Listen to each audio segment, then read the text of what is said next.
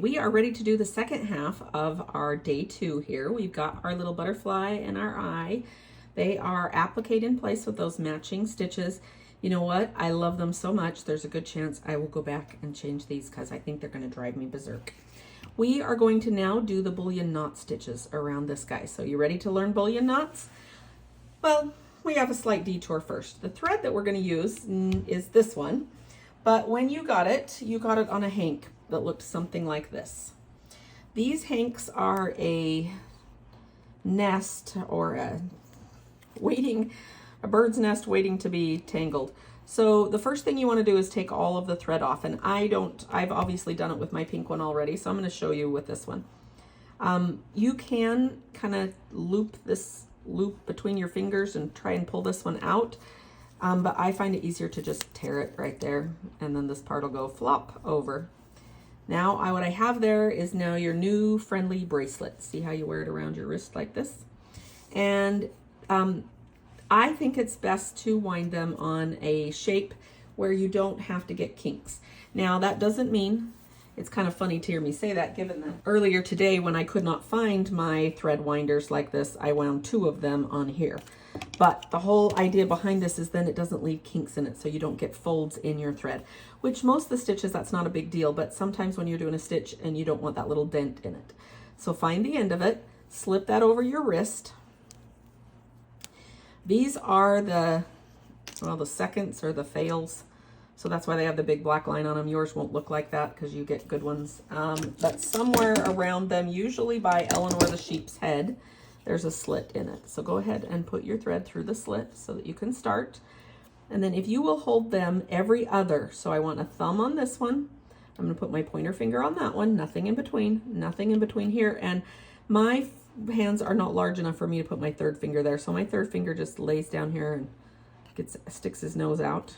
And I put my ring finger right there. Okay, if there is a finger touching the tip, then that means you can't go under it because you'd run into your finger. So go over those and under the others, over the ones that are being touched and under the others. And once you get started with this, the cute little bracelet on your wrist will unwind if you do it gently. If it pulls tight somewhere, just grab a hold of all the loops, pull it back out like this, and keep going. And around you go. And around and around. This is by far the fastest way to wind these. Run out some off of your wrist again. And around and around and around. So I'm going to finish winding this one. But now you'll know why when I take it off, it looks like I'm taking it from this. These thread winders are made of mat board, so they're acid free and will not cause a problem with the coloring in your threads. And they're available in 10 packs. I keep a 10 pack until because not every thread, like you don't need to rewind threads that are on spools, you don't need to rewind threads that are on balls, but I use them anytime I get thread in a hank because those are so easy to make knots out of them. When you get to the end, I usually, because I want to be able to find it, I cross over like this because I'll know it's there and then just go backwards one, but usually the other threads that are there will hold the end in place. But I almost forgot to tell you the most important part. The most important part is on the side that asks you what the thread is. Be sure you write that down because you think you're going to remember what that thread is, but you're not. This one I happen to know is called Good on Black. The manufacturer on it is House of Embroidery. I abbreviate that with House HOE. It's a size 8, so it's a number 8. And the Good on Black has a number associated with it, and I do not remember that one, and I have accidentally lost this in my work today.